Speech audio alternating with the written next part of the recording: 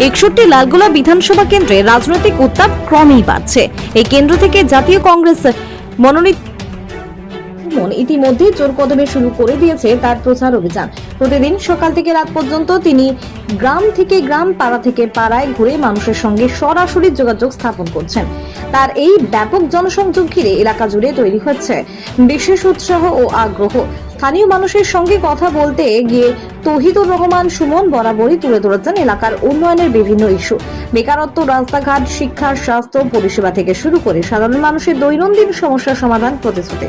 তিনি দাবি করছেন, মানুষের কাছে গিয়ে যে ভালোবাসা, সমর্থন ও আন্তরিকতা তিনি পাচ্ছেন তা তাকে ভীষণভাবে অনুপ্রাণিত করছে।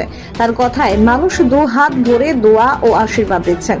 এই ভালোবাসাই আমার সবচেয়ে বড় শক্তি। আমি বিশ্বাস করি লালগোলার মানুষ পরিবর্তন চাইছেন এবং সেই পরিবর্তনের প্রতিনিধিত্ব করতে আমি প্রস্তুত। প্রচারের প্রতিটি ধাপে তার সঙ্গে দেখা যাচ্ছে দলীয় কর্মী সমর্থকদের ব্যাপক উপস্থিতি। রাস্তায় রাস্তায় মিছিল, পথসভা এবং বাড়ি বাড়ি গিয়ে ভোট প্রচারে কংগ্রেসের শিবিরে যেন নতুন উদ্যম লক্ষ্য করা যাচ্ছে।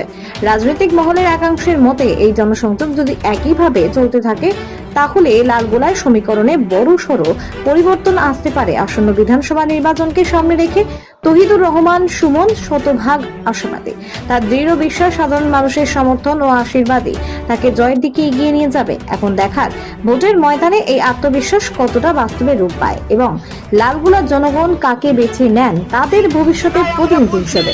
এটা হচ্ছে নতুন দিয়ার আর তৌহিদুর ভাইকে করব হাতে ভোট দিয়ে লাইক আর শেয়ার।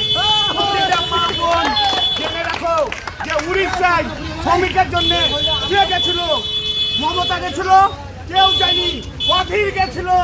আমাদের বাংলার অধীর পয়সা মারে পশ্চিম বাংলায় তীর। তার জন্য আমরা অধীরকে চাই বাংলার। কোথায় দিদি রাখে কাকে? সিনেমার নায়ককে, যারা গরিব মানুষ দেখতে পাবে না। দেখো গরিবের ভাই রবিনহুড, এই ভাইকে করব স্যালুট। গ্রামে গ্রামে কংগ্রেস জাগাও, তৃণমূল হাঁকাও।